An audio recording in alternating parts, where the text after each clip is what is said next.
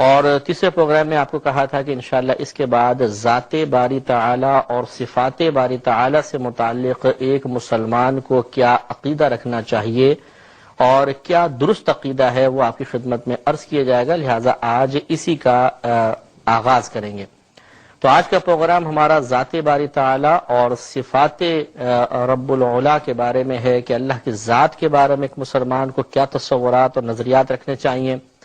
اور اس کی صفات کے بارے میں کیا تصورات، کیا نظریات اور کیا خیالات ذہن میں ہونے چاہیے۔ کون سے ایسے عقائد ہیں کہ اگر اللہ تبارک و تعالیٰ کے ساتھ وہ ان کا تعلق قائم کیا جائے، ان کا اعتقاد رکھا جائے تو انسان دائرہ اسلام سے ہی خارج ہو جائے گا، اور کون سے اعتقادات ایسے ہیں کہ جن کا صحیح تصور انسان کو اللہ تبارک و تعالیٰ کے بے حد قریب کر دیتا ہے۔ لہذا یاد رکھیے کہ ہم اللہ تبارک و تعالیٰ کے بارے میں کلام دو جہت سے کریں گے، ایک اس کی ذات کے اعتبار سے، ایک اس کی صفات کے اعتبار سے۔ اللہ تبارک و تعالیٰ کی ذات کے اعتبار سے جب ہم کلام کرتے ہیں تو قرآن پاک کی تعلیم ہمیں یہی بتاتی ہے، یا قرآن پاک اسی چیز کی تعلیم دیتا ہوا نظر آتا ہے کہ اللہ تبارک و تعالیٰ کی ذات کے بارے میں غور و تفکر یہ ممکن نہیں ہے، اور اللہ تبارک و تعالیٰ کی ذات کے بارے میں غور مت کرو بلکہ اس کی صفات کے بارے میں غور کرو۔ مسند امام احمد بن حنبل کی یہ روایت واضح ہے کہ نبی کریم صلی اللہ علیہ وسلم نے فرمایا کہ اللہ کی ذات کے بارے میں غور مت کرو، اس کی صفات کے بارے میں غور کرو، اس لیے کہ عقل اس کی ذات کا ادراک نہیں کر سکتی ہے۔ چنانچہ اب پہلی بات تو یہ کہ اللہ تعالیٰ کی ذات کے بارے میں ایک مسلمان کو کیا عقیدہ رکھنا چاہیے اور اس کی ذات کے بارے میں کون سے تصورات قائم۔ مجھے کسی طالب علم نے بتایا، یونیورسٹی میں پڑھتے تھے، کہ کوئی ایک لیکچرار تھے، کوئی پروفیسر صاحب تھے، انہوں نے بچوں سے، لڑکے لڑکیاں تھیں وہاں پہ، ان سے کہا کہ بتاؤ آپ کے ذہن میں اللہ کا تصور کیسا ہے؟ تو یہ ایک سوال بہت ہی غلط سوال تھا کہ اس کی وجہ سے یقینی سی بات ہے کہ ہر ایک اپنے ذہن میں کچھ تصورات قائم کرنے کی کوشش کرے گا اور سمجھے گا کہ اللہ تعالیٰ اس کی طرح ہے، حالانکہ وہ اللہ ہے ہی نہیں، اور ایک غلط تصور ذہن میں قائم ہو جائے گا۔ لہذا بعض نے تو کہا کہ ایسا لگتا ہے جیسے ایک بہت بڑے جسم والا آسمان سے یوں زمین کی طرف دیکھ رہا ہے، اس کی بڑی سی داڑھی اور سر پہ ٹوپی پہنی ہوئی ہے۔ تو معاذ اللہ ثم معاذ اللہ، اللہ تبارک و تعالیٰ کے لیے داڑھی کا تصور، پھر ٹوپی کا، پھر بڑے سے جسم رکھنے کا تصور، یہ سب ناجائز اور حرام ہے، اس لیے کہ جب تک شریعت ہمیں اجازت نہ دے اللہ تبارک و تعالیٰ کے لیے کوئی تصور، غلط تصور ہم قائم کر ہی نہیں سکتے ہیں، یہ غلط ہو جائے گا۔ لیکن بہرحال یہ مثال میں نے آپ کو اس لیے اس قسم کی دی کہ اگر خدا نہ خواستہ آپ کے ذہن میں بھی شیطان کوئی تصور قائم کرنے کی کوشش کر رہا ہو تو اس تصور کو فوراً نکال دیجئے۔ بس ذہن میں تصور رکھ سکتے ہیں آپ، یا یہ نظریہ رکھ سکتے ہیں کہ اللہ تبارک و تعالی موجود ہے اور اپنے علم اور قدرت کے اعتبار سے پوری کائنات کو گھیرے ہوئے ہے۔ چنانچہ اس بارے میں آپ کو غور نہیں کرنا کہ اگر وہ موجود ہے تو اس کا جسم کیسا ہے، یا جسم ہے بھی کہ نہیں ہے، اس کی ذات کیسی ہے، کیا وہ شکل و صورت رکھتا ہے نہیں رکھتا، کیا وہ ہماری مثل ہو سکتا ہے کہ نہیں۔ تو یہ آپ ذہن میں کوئی خاکہ لانے کی کوشش مت کیجیے گا کہ لیسا کا مثل ہی شیء نے بتا دیا کہ اللہ تعالیٰ کسی شے کی مثل نہیں ہے، اور اللہ تعالیٰ کے علاوہ ہر چیز پر شے کا لفظ آپ بول سکتے ہیں، ہر چیز پر شے کا لفظ بول سکتے ہیں۔ تو معلوم ہوا کہ جب اللہ نے خود قرآن میں فرمایا کہ لیسا کا مثل ہی شیء، تو اس نے ہر اس تصور کی نفی کر دی جو کسی چیز کو دیکھ کر آپ کے ذہن میں قائم ہو سکتا ہے کہ اللہ تعالیٰ اس کی طرح نہیں ہو سکتا۔ اسی طرح اگر کوئی آپ سے پوچھے کہ اللہ تعالیٰ کہاں ہے، کیا آسمان میں ہے، کیا سامنے ہے، کیا پیچھے ہے، یا ہر جگہ ہے، تو آپ جگہ کا کوئی نام نہیں لیں گے، آپ کہیں گے نہیں، یہ کہنا غلط ہے کہ اللہ تعالیٰ ہر جگہ موجود ہے۔ یہ بھی غلط ہے کہ اللہ تعالیٰ عرش پر جلوہ افروز ہے، اگرچہ بعض چیزوں کا ظاہر، بعض آیات کا یا احادیث کے ظاہری مضامین سے ایسے لگتا ہے کہ جیسے اللہ تعالیٰ عرش الہی پر ہے، اس لیے بعض کا نظریہ یہی ہے کہ اللہ تعالیٰ عرش الہی پہ براجمان ہے، لیکن ہم ان آیات کو یا احادیث کو متشابہات میں سے قرار دیتے ہیں، یعنی اس کا ظاہری معنی کچھ اور ہے اور اللہ تعالیٰ اور اس کے رسول کچھ اور فرمانا چاہتے ہیں، ظاہری معنی کا قصد و ارادہ نہیں کرنا چاہیے۔ اور اس کی وجہ یہ ہوتی ہے کہ باہم جب دو آیات یا احادیث اور آیات آپس میں ٹکراتی ہیں تو اس طرح کا مفہوم اخذ کرنا ضروری ہوتا ہے کہ دونوں پر مطلب دونوں کے معنی درست قرار دیں. ایسا نہ ہو کہ ہم کہیں آیت صحیح ہے حدیث غلط یا حدیث صحیح ہے آیت غلط. تو چنانچہ جب اللہ تعالیٰ نے فرمایا کہ لیسا کمثلہ شیء، اللہ کی مثل کوئی شے نہیں، تو ہم تو ایک تخت پہ براجمان ہو سکتے ہیں، تو یقینی سی بات ہے کہ اللہ تعالیٰ ہماری مثل نہیں ہے تو وہ عرش الہی پہ براجمان نہیں ہوگا. لیکن چونکہ ظاہری الفاظ آ گئے تو ہم کہیں گے جیسے اس کی شان کے لائق ہے ویسے وہ جلوہ افروز ہے. لیکن یہ تصور قائم نہیں کر سکتے ہیں کہ وہ معاذ اللہ جسم کے ساتھ ایک تخت کے اوپر بیٹھا ہوا ہے. یہ اللہ کے لیے تصور قائم کرنا محال ہے. اس لیے فقہا نے منع فرمایا کہ اللہ کے لیے کوئی جگہ کا تصور قائم نہ کیا جائے. تو نہ آنکھیں بند کر کے آپ ذہن میں کوئی تصور لائیں گے، نہ اس کے لیے کوئی جگہ کا تعین کریں گے، اور اسی طریقے سے تیسرا یہ بھی آپ نفی یاد رکھیے گا کہ اس کے لیے کسی سمت کا تعین نہیں کریں گے، آگے پیچھے دائیں بائیں اوپر نیچے نہیں. یہ جو لوگ کہتے ہیں کہ جو اوپر والا جانے مجھے اللہ تعالیٰ کرم فرمائے گا، تو یہ اشارہ نہیں کرنا چاہیے، یہ غلط اشارہ ہے، اس لیے کہ اللہ تعالیٰ کوئی خاص پرٹیکولر آسمان پر یا اوپر نہیں ہے. وہ موجود ہے کائنات میں، لیکن بات وہی ہے کہ وہ کس جگہ موجود ہے. تو مسئلہ یہ ہے کہ دیکھیں لیسا کمثلہ شیء اس کا جواب دے رہا ہے کہ ہر جو ذات اس دنیا میں موجود ہے ہم اس کے بارے میں کسی نہ کسی جگہ کا تعین کر سکتے ہیں. لیسا کمثلہ شیء، لیکن اللہ کی مثل تو کوئی شے نہیں ہے، تو اللہ تعالیٰ کے لیے جگہ کا تعین بھی نہیں ہو سکتا ہے. اور یہ بڑی حیرت انگیز بات ہے کہ پوری کائنات کا نظام چلانے والا، پوری کائنات کو پیدا کرنے والا، ذرے ذرے سے اس کی ذات کی موجودگی پہ دلائل حاصل ہو جاتے ہیں، لیکن خود آپ اس کے لیے جب ذات کا تصور لانے کی کوشش کریں گے ذہن میں کوئی تصور نہیں آ سکتا. جگہ متعین کرنا چاہیں گے نہیں کر سکتے ہیں، سمت کا تعین کرنا چاہیں گے غلط ہوگا. ابھی جو بچوں کی کتابوں میں بھی لکھا ہوتا ہے کہ مثلا سوال اللہ تعالیٰ کہاں ہے، نیچے لکھا ہوتا ہے اللہ تعالیٰ ہر جگہ موجود ہے. بہتر یہ ہے کہ یہ کہا جائے کہ اللہ تعالیٰ کائنات میں موجود ہے. کس جگہ موجود ہے کسی خاص پرٹیکولر جگہ کا تعین نہ ہو، نہ ہر جگہ کہا جائے، کیونکہ ہر جگہ میں یہ ٹیبل بھی ہے، ہر جگہ میں یہ زمین بھی ہے، ہر جگہ میں ناپاک اور گندے مقامات بھی ہیں. تو اللہ تعالیٰ کے لیے اس قسم کا کوئی بھی جملہ نہیں کہنا چاہیے. اللہ تعالیٰ موجود ہے، اللہ تعالیٰ اس کائنات میں موجود ہے. چھوٹے بچے کو کویسچن کریں کہ پھر وہ کس جگہ موجود ہے تو انہیں پیار سے سمجھایا جائے کہ بیٹا بھی آپ کا ذہن بہت چھوٹا ہے، تھوڑے سے آپ بڑے ہو جائیں گے تو انشاءاللہ ہم آپ کو تفصیل سے بتائیں گے. جیسے سینکڑوں چیزوں کے بارے میں بچے کویسچن کرتے ہیں، تو ایسا تو نہیں ہے کہ ٹیچر اور ماں باپ ہر کویسچن کا جواب مکمل تفصیل کے ساتھ اس بچے کو دینے کی کوشش کریں. تو لہٰذا اس عقیدے کو بھی پہلے اتنا ہی سمجھایا جائے اور اس کی تفصیل پھر جب بچہ ذرا بڑا ہو جائے تو آگے چل کر سمجھائی جائے. دوسری بات یہ کہ سوال یہ پیدا ہوتا ہے کہ نبی کریم صلی اللہ علیہ وسلم سفر معراج پر آسمان کی طرف تشریف لے گئے تھے، اور وہاں مطلب یہ کہا جاتا ہے کہ آپ نے سفر معراج میں اللہ تعالیٰ سے ملاقات بھی فرمائی. تو اس کا مطلب یہ ہے کہ اللہ تعالیٰ تو آسمانوں پر ہوگا، تبھی تو نبی کریم تشریف لے گئے. تو مسئلہ یہ ہے کہ جیسے ہم آپ کو دلائل کثیرہ بتا رہے ہیں کہ ان کی روشنی میں فقہا نے یہی نتیجہ اخذ کیا ہے، علماء متکلمین نے یہی نتیجہ مرتب کیا کہ اللہ تعالیٰ کے لیے کوئی سمت کا تعین نہیں کر سکتے ہیں، اور وہ خاص آسمانوں کی طرف اشارہ کرنا یہ کہنا کہ وہ آسمانوں میں ہے غلط ہوگا. تو اب یہ جو سفر معراج پہ نبی کریم صلی اللہ علیہ وسلم گئے، صحیح حدیثیں یہی بتاتی ہیں کہ آپ آسمانوں پر گئے، لیکن یہ یاد رکھیے کہ یہ ایک معجزہ تھا، اور معجزہ تو کہتے ہی اس کو ہیں جو عقل کو عاجز کر دیتا ہے، عقل کی سمجھ سے ماورا ہوتا ہے. لہذا اللہ کے لیے سمت کا تعین نہیں ہو سکتا، اللہ کے لیے جگہ کا تعین نہیں ہو سکتا، اور پھر نبی کریم آسمان پہ تشریف لے جا رہے ہیں اور قصد و ارادہ یہی ہے کہ اللہ تعالیٰ سے ملاقات ہوگی. تو ان دونوں میں کے اندر کوئی ربط پیدا نظر آتا، تو اسی لیے نہیں آتا کہ یہ ایک معجزہ تھا، اور معجزہ تو عقل میں آ ہی نہیں سکتا ہے. تو یہ عقیدہ رکھنا ضروری ہے کہ اللہ تبارک و تعالیٰ کے لیے کوئی خاص جگہ، خاص سمت کا تعین ناجائز ہے. ہاں وہ اس کائنات میں موجود ہے اور اپنے علم اور قدرت کے اعتبار سے پوری کائنات کا احاطہ کیے ہوئے ہے، پوری کائنات کو گھیرے ہوئے ہے. تو اب ایک تو ہم نے آپ کو بتایا کہ اللہ کے لیے تصور محال، دوسرا اس کے علم اور قدرت کے اعتبار سے کائنات کو گھیرنے کا مطلب، تیسرا اللہ کے لیے جگہ کا تعین، چوتھا اللہ کے لیے سمت کا تعین. یہ اس کی ذات کے حوالے سے بہت ہی ضروری عقیدے ہیں جو ہمیں اپنے ذہن میں جمعی تفاصیل کے ساتھ رکھنے چاہیے. انشاءاللہ مزید کلام ضرور ہوتا رہے گا، لیکن اگلے پروگرام میں وآخر دعوانا تو سب سے پہلے اللہ تعالیٰ کی ذات کے بارے میں مسلمان کے ذہن میں فقط صرف اتنا تصور رکھنا جائز ہے کہ اللہ تبارک و تعالی کی ذات موجود ہے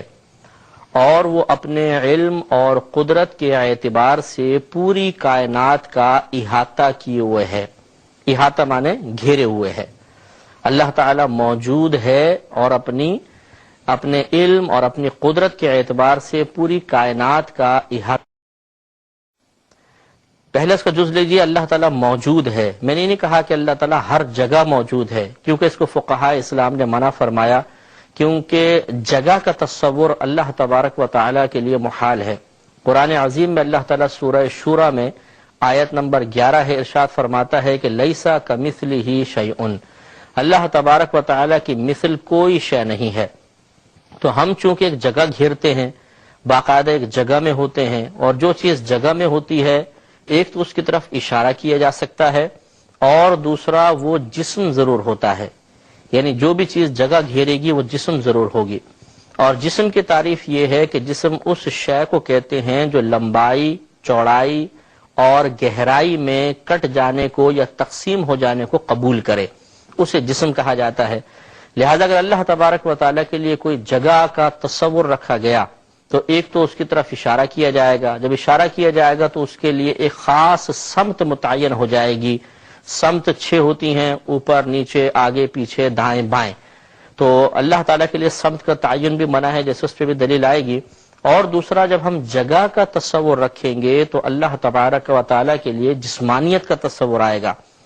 اور جب اس کے لیے جسمانیت کا تصور آئے گا تو پھر یہی تصور ساتھ میں اس کے ساتھ یہ بھی تصور آئے گا کہ شاید اللہ تعالیٰ کی ذات تقسیم ہو سکتی ہے. حالانکہ اللہ تبارک و تعالیٰ تقسیم سے بالکل پاک و صاف ہے، اور وہ کسی جگہ میں نہیں ہے، اس کی وہ جسمانیت سے پاک و صاف ہے.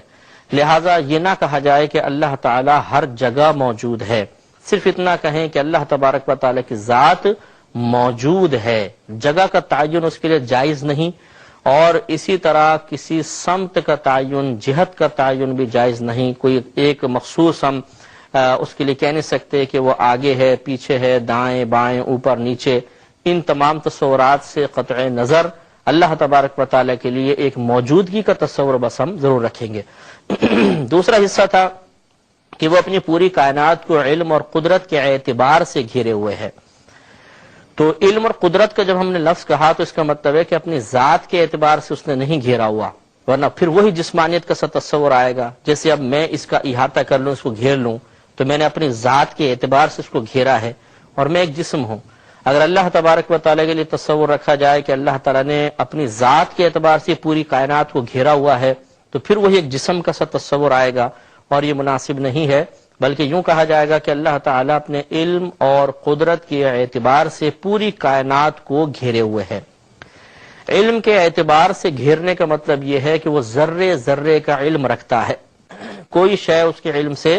باہر نہیں ہے. اور قدرت کے اعتبار سے گھیرنے کا مطلب یہ ہے کہ وہ کائنات کی ہر شے میں ہر قسم کا تصرف کرنے کی طاقت اور قدرت رکھتا ہے. یعنی چاہے کسی کو زندہ کرے، کسی کو مارے، بڑا کر دے، چھوٹا کر دے، پیدا کر دے، مار دے، فنا کر دے، اسے کوئی روک نہیں سکتا. تو علم کے اعتبار سے گھیرنے کا مطلب کہ ذرے ذرے کا علم رکھتا ہے اور ہر وقت رکھتا ہے. اور قدرت کے اعتبار سے کائنات کو گھیرنے کا مطلب کہ پوری کائنات کے جس بھی چیز میں، جس بھی ذرے میں وہ تصرف کرنا چاہے بآسانی تصرف کر سکتا ہے، کوئی اس کو روک نہیں سکتا. بس یہ تصور رکھیے. اس کے علاوہ آنکھیں بند کر کے کوئی تصور ذہن میں لانے کی کوشش کرنا کہ شاید اللہ تعالیٰ ایسا ہوگا ایسا ہوگا، یہ سخت ناجائز، اور کہا جائے تو یہ حرام بھی ہے. کیونکہ جب اللہ نے فرمایا کہ لیسا کمثلہ شیء، اللہ کی مثل کوئی شے نہیں ہے، تو یقینی سی بات ہے کہ پھر اللہ تعالیٰ کی ذات کا تصور بھی ذہن میں نہیں آ سکتا. پہلے بھی اس پہ ہم نے ایک دفعہ تفصیلی کلام کیا تھا کہ کسی بھی شے کا تصور 3 وجوہات میں سے کسی ایک وجہ سے حاصل ہو سکتا ہے. مثلا آپ نے کسی شے کو اپنی آنکھوں سے دیکھا، جیسے پنکھا آپ نے دیکھا ہے. اب آپ آنکھیں بند کریں اور میں کہوں پنکھا، تو آپ کے ذہن میں فوراً ایک پنکھے کا تصور آ جائے گا. یا آپ نے کسی شے کو اپنی آنکھ سے نہیں دیکھا، لیکن کسی نے اس کے بارے میں آپ کو مکمل طور پہ خبر دی، جیسے میں کہوں میں چڑیا گھر گیا تھا، وہاں میں نے ہاتھی دیکھا، اس کی بڑی لمبی سی سونڈ ہوتی ہے، چھوٹیاں آنکھیں، بڑے بڑے کان ہیں، بہت بھاری جسم ہے، مثلا اتنی اونچی ہائٹ ہوگی میں اندازے سے بتاؤں ان کو، اور اتنے موٹے موٹے پیر اور چھوٹی سی اس کی دم ہے وغیرہ وغیرہ، تو آپ کے ذہن میں ایک تصور قائم ہو جائے گا کہ اچھا ہاتھی اس قسم کا ہوتا ہے۔ یا پھر تیسرا یہ ہوتا ہے کہ آپ نے ایک شے پہلے دیکھی ہوئی ہے اور کوئی شخص کسی نئی شے کے بارے میں بتائے جس کو آپ نے نہیں دیکھا، لیکن جس شے کو آپ نے دیکھا ہے وہ اس کو اس کی مثل قرار دے تو تصور ذہن میں آ جاتا ہے۔ مثال کے طور پہ آپ نے ہاتھی دیکھا ہوا ہے بالفرض، اب ایک شخص ایک باہر کے ملک سے آتا ہے، کہتا ہے وہاں پہ ہمارے ایک بہت بڑا جانور ہے، تو آپ نے پوچھا وہ کیسا ہے، تو اس نے کہا جیسے آپ کے یہاں ہاتھی ہوتا ہے بالکل ویسا، تو فوراً ہمارے ذہن میں ایک تصور آ جائے گا۔ تو یہ تین طرح سے کسی بھی چیز کا تصور ذہن میں آتا ہے، اور اللہ تبارک و تعالیٰ کے لیے تینوں قسم کی وجوہات سے تصور کا حاصل کرنا محال ہے۔ وجہ یہ ہے کہ نہ تو ہم نے اللہ کو دیکھا، چنانچہ دیکھ کے جو تصور حاصل ہوتا ہے وہ حاصل نہیں ہو سکتا۔ نمبر دو، نہ ہمارے نبی کریم صلی اللہ علیہ وسلم نے اللہ تعالیٰ کی ذات کے بارے میں کسی تفصیل کو بتایا کہ چلو بتانے کی وجہ سے ایک تصور قائم ہو جاتا، اور تیسری چیز کہ ہم نے اللہ تعالیٰ کی مثل کوئی شے دیکھی ہی نہیں، کیونکہ لیسا کا مثل ہی شیئن، اللہ کی مثل تو کوئی شے ہے ہی نہیں، تو اس کا مطلب یہ ہوا کہ اللہ تعالیٰ کا تصور اس جہت سے بھی نہیں آ سکتا۔ جب نہیں آ سکتا تو پھر ذہن میں تصور قائم کرنے کی کبھی بھی کوشش مت کیجیے گا، ورنہ شدید نقصان کا۔ اما بعد فاعوذ باللہ من الشیطان الرجیم، بسم اللہ الرحمن الرحیم۔ الحمدللہ، اللہ تبارک و تعالیٰ کی ذات و صفات سے متعلق بیان چل رہا تھا، اور پچھلے پروگرام میں ہم نے بہت تفصیل سے آپ کی خدمت میں عرض کیا کہ اللہ تبارک و تعالیٰ کی ذات کے بارے میں غور و تفکر کرنے سے منع کیا گیا ہے، کیونکہ اللہ تعالیٰ کسی شے کی مثل نہیں ہے، لہذا جب آپ تصور قائم کرنے کی کوشش کریں گے تو لازمی طور پر کسی نہ کسی شے کے ذریعے اس کے تصور کو حاصل کرنے کی کوشش کریں گے، اور اس طرح ایک غلط تصور ذہن میں قائم ہوگا، اور اللہ کے لیے کسی قسم کا غلط تصور ذہن میں قائم کرنا یا رکھنا یہ ناجائز ہوتا ہے۔ قرآن کی تعلیم یہی نظر آتی ہے کہ اللہ کی ذات کے بارے میں غور نہ کیجیے بلکہ اس کی صفات کے بارے میں غور کیجیے۔ اس سلسلے میں اگر آپ سورۃ الاخلاص کے شان نزول کے بارے میں غور و تفکر کریں یا اس کو سنیں تو زیادہ بات واضح ہو جاتی ہے، اور معلوم یہ ہوتا ہے کہ شریعت یہی چاہتی ہے، اللہ تبارک و تعالیٰ اس کے رسول کریم صلی اللہ علیہ وسلم کی رضا یہی ہے کہ ہم اللہ کی صفات کے بارے میں تفصیل سے غور و تفکر کریں، لیکن اس کی ذات کے بارے میں بالکل غور نہ کریں۔ تو ہمیں اللہ تعالیٰ اس کے رسول کی اطاعت کرنی چاہیے۔ چنانچہ تفسیر کبیر میں سورہ اخلاص کی تفسیر بیان کرتے ہوئے امام رازی رحمۃ اللہ علیہ نے 3 شان نزول ذکر کیے ہیں۔ ان سے تینوں شان و نزول میں آپ کی خدمت میں عرض کرتا ہوں، جس سے اندازہ ہوگا کہ اللہ تعالیٰ اور اس کے رسول ذات باری تعالیٰ میں غور و تفکر کو منع فرماتے ہیں۔ لہذا ایک تو شان نزول جو حضرت ضحاک رحمۃ اللہ علیہ سے منقول ہے وہ یہ ہے کہ سورہ اخلاص اس وقت نازل ہوئی کہ جب مشرکین نے عامر بن طفیل کو نبی کریم صلی اللہ علیہ وسلم کے پاس بھیجا، تو اس عامر بن طفیل نے آ کر کہا کہ دیکھیں ہماری نافرمانی سے آپ کو اذیت پہنچتی ہے، اور آپ ہمارے خداؤں کو برا بھلا کہتے ہیں اور ہمارے آباء و اجداد کے دین کی مخالفت کرتے ہیں، آپ ہمیں بتائیے آپ کے ساتھ معاملہ کیا ہے؟ اگر آپ فقیر ہیں تو ہم آپ کو غنی کر دیتے ہیں، اگر آپ کے ساتھ آپ مجنون ہیں، جنون آپ کے ساتھ ہے تو ہم آپ کا علاج کرواتے ہیں، اگر آپ کسی خاص عورت کی خواہش رکھتے ہوں جو امیر و کبیر ہے، کسی اعلیٰ خاندان سے تعلق رکھتی ہے تو ہم آپ کو اس سے نکاح کروا دیتے ہیں، لیکن معاملہ کیا ہے؟ نبی کریم صلی اللہ علیہ وسلم نے فرمایا کہ نہ تو میں فقیر ہوں کہ تم مجھے غنی کرو گے، نہ میں مجنون ہوں، اور نہ میرے دل میں کسی شے کی خواہش ہے، بلکہ میں تو اللہ تبارک و تعالیٰ کا رسول ہوں،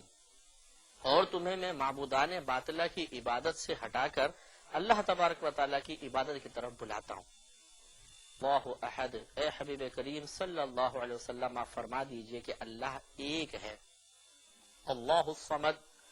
وہ بے نیاز ہے، لم یلد ولم یولد، نہ اس کی کوئی اولاد ہے نہ وہ اس سے اولاد پیدا ہوئی، اور ولم یکن لہ کفوا احد، اور دنیا کی کوئی بھی شے، کائنات کی کوئی بھی شے اس کی ہم نظیر اور ہم پلہ نہیں ہو سکتی۔ تو دیکھیے ذات کے بارے میں بالکل کوئی نشاندہی نہیں کی گئی، بلکہ صفات، ایک ہونا صفت، بے نیاز ہونا صفت، کسی کے اولاد نہ ہونا صفت، اس سے اولاد نہ ہونا ایک صفت، کسی کا اس کے ہمسر نہ ہونا یا سب سے علیحدہ ہونا، بالکل مطلب واحد ہونا، اکیلا ہونا، بے نظیر ہونا، یہ اللہ تبارک و تعالیٰ کی صفات ہیں اور یہ بیان کی گئی۔ ذات کے بارے میں کلام نہیں ہوا، اس سے معلوم ہوا کہ اللہ تبارک و تعالیٰ نہیں چاہتا کہ اس کی ذات کے بارے میں غور و تفکر کیا جائے۔ دوسرا شان نزول جو ہے حضرت اکرمہ رضی اللہ تعالیٰ عنہ سے منقول ہے، اور انہوں نے حضرت ابن عباس رضی اللہ تعالیٰ عنہ سے روایت کیا کہ یہ اصل میں یہودیوں کے سوال کے جواب میں آیت نازل ہوئی تھی۔ ان میں کعب بن اشرف یہودی بھی تھا، انہوں نے آ کر یہ کہا تھا کہ اے محمد، یقیناً یہ اللہ تعالیٰ ہے جس نے مخلوق کو پیدا کیا، یہ بتائیے معاذ اللہ کو کس نے پیدا کیا؟ تو یہ سن کر نبی کریم صلی اللہ علیہ وسلم بڑے جلال میں تشریف لائے اور آپ کے چہرے پہ غضب کے آثار نمایاں ہوئے۔ اس وقت جبریل امین نازل ہوئے اور آپ کو تھوڑا سکون حاصل ہوا، اور انہوں نے پھر کہا کہ اے اللہ کے نبی، ذرا نرمی اختیار کیجئے اور اپنے دل کو آپ ٹھنڈا رکھیے۔ اور پھر اس پر یہ آیت نازل ہوئی کہ قل هو اللہ احد، پہلے اتنی نازل ہوئی، آپ فرما دیجئے کہ اللہ ایک ہے۔ اس پر یہودی نے پھر کوشچن کیا کہ اچھا آپ ہمیں اس کی کچھ صفات تو بیان کیجئے کہ معاذ اللہ تعالیٰ کا ہاتھ کیسا ہے، اس کے بازو کیسے ہیں، اس کی کلائیاں کیسی ہیں۔ اس پر نبی کریم صلی اللہ علیہ وسلم اور زیادہ غضبناک ہوئے۔ تو پھر روایت میں آتا ہے کہ پوری آیتیں نازل ہوئیں، سورہ اخلاص کی بقیہ آیتیں، اور اس میں اللہ تعالیٰ کی صفات کو ذکر کر دیا گیا۔ تو یہاں پر بھی دیکھیں کوشچن انہوں نے ہاتھ کے بارے میں، کلائی کے بارے میں، خاص ذات کے بارے میں کوشچن کیا، بیان صفات کا ہوا، گویا کہ منع کر دیا گیا کہ اللہ کی ذات کے بارے میں غور نہ کیا جائے۔ تیسرا جو ہے وہ شان نزول اس کے بارے میں کہا جاتا ہے کہ یہ عیسائیوں نے کوشچنز کیے تھے، اس کے جواب میں یہ آیت سورہ کریمہ نازل ہوئی۔ یہ حضرت عطا نے ابن عباس رضی اللہ تعالیٰ عنہ سے روایت کیا کہ نجران کا ایک وفد نبی کریم صلی اللہ علیہ وسلم کی خدمت میں حاضر ہوا اور وہی کوشچن کیا کہ آپ ہمیں اپنے رب کی کچھ صفات ذکر فرمائیں کہ کیا وہ زبرجد کی لکڑی سے بنا ہوا ہے، یا یاقوت موتیوں کا بنا ہوا ہے، یا سونے کا ہے، یا چاندی کا ہے۔ تو نبی کریم صلی اللہ علیہ وسلم نے ارشاد فرمایا کہ میرا رب ان میں سے کسی شے کا نہیں ہے، بلکہ وہ تو ان تمام اشیاء کا خالق ہے۔ اس پر یہ آیت نازل ہوئی کہ قل هو اللہ احد، اے حبیب کریم صلی اللہ علیہ وسلم آپ فرما دیجئے کہ وہ ایک ہے، یکتا ہے۔ اس پر انہوں نے کہا کہ اچھا اگر وہ ایک ہے تو آپ بھی تو ایک ہیں، یعنی اس میں اللہ تعالیٰ کی کون سی کوئی بڑائی ہوئی، یا آپ نے کون سی کوئی ایسی صفت ذکر کی کہ جس میں ایسا لگے کہ اللہ تعالیٰ سب سے یکتا ہے، آپ بھی ایک ہے، وہ بھی ایک ہے۔ تو نبی کریم صلی اللہ علیہ وسلم نے ارشاد فرمایا لیسا کمثلہ شیء، لیکن اس کی مثل کوئی شے نہیں ہے۔ اگر ایک ہونے میں بظاہر تمہیں کوئی مماثلت لگتی بھی ہے تو آپ دیگر صفات پر غور و تفکر کریں گے تو معلوم ہوگا کہ اللہ تبارک و تعالیٰ کسی شے کی مثل نہیں ہے۔ پھر انہوں نے کہا کہ اچھا زدنا من الصفات، آپ ان صفات پہ کچھ زیادتی فرمائیے ہمارے لیے۔ تو نبی کریم نے فرمایا، پھر آیت نازل ہوئی اللہ الصمد۔ انہوں نے کہا کہ صمد کون ہوتا ہے؟ تو نبی کریم صلی اللہ علیہ وسلم نے فرمایا کہ صمد وہ ہے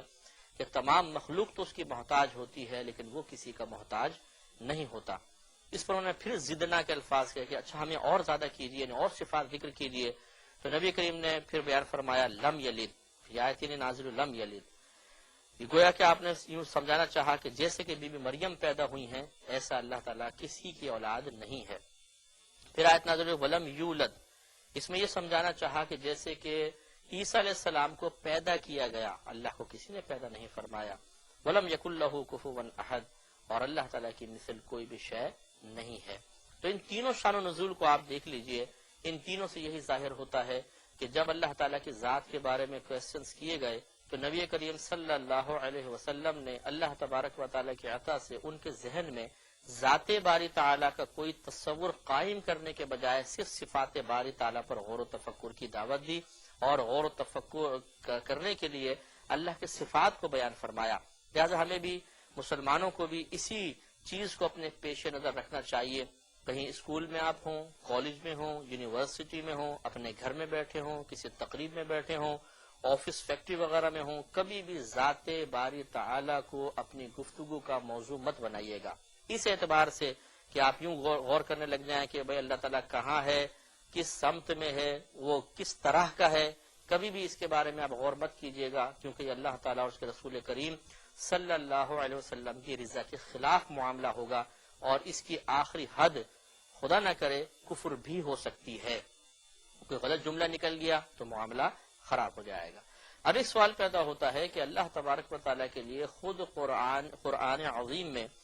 چہرے کا لفظ استعمال ہوا، جیسے سورہ بقرہ آیت نمبر 115 میں ہے کہ وَلِلَّهِ الْمَشْرِقُ وَالْمَغْرِبُ، اور اللہ ہی کے لیے ہیں مشرق اور مغرب،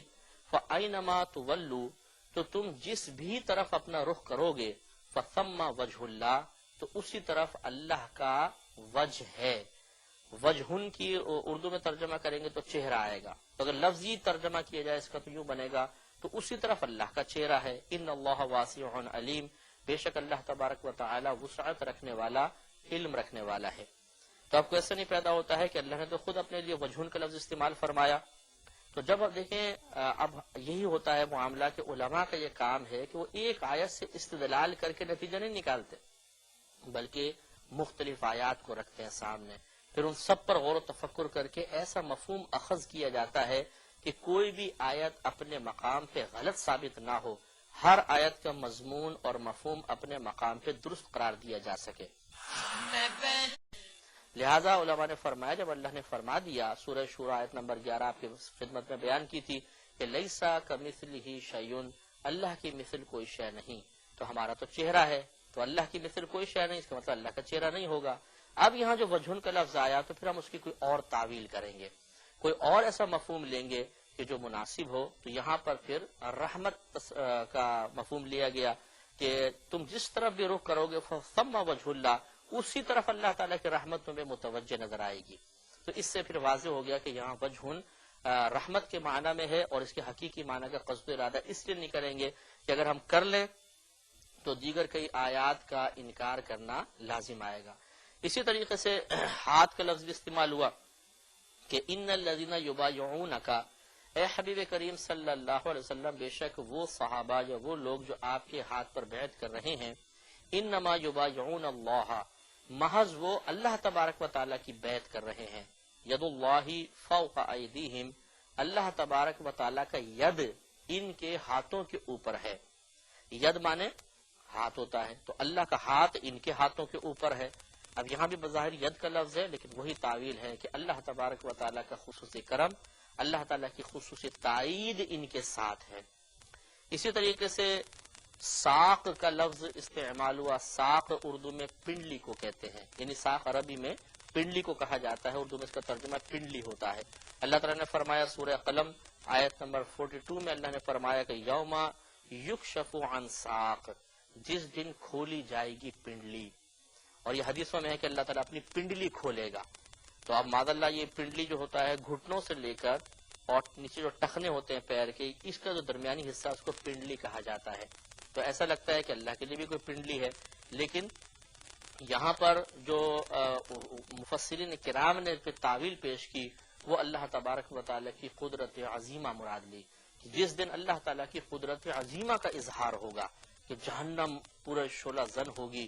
تو تمام مخلوق وہاں پر موجود ہوگی، جو مر گئے تھے، مٹی میں مل گئے تھے، جل گئے تھے، ختم ہو گئے تھے، اللہ تبارک و تعالیٰ نے ان سب کو زندہ کر کے وہاں جمع فرمایا۔ کتنی عظیم قدرت کا اظہار ہوگا، اسے پنڈلی سے تعبیر کیا، جیسے پنڈلی مضبوط ہوتی ہے اور پورے جسم کا بوجھ اٹھاتی ہے تو اس میں ایک عظمت اور قوت ہوتی ہے، وہاں پر اصل میں اللہ تعالیٰ کی قدرت اور عظمت کا اظہار مقصود ہے، اس لیے لفظ استعمال کیا گیا۔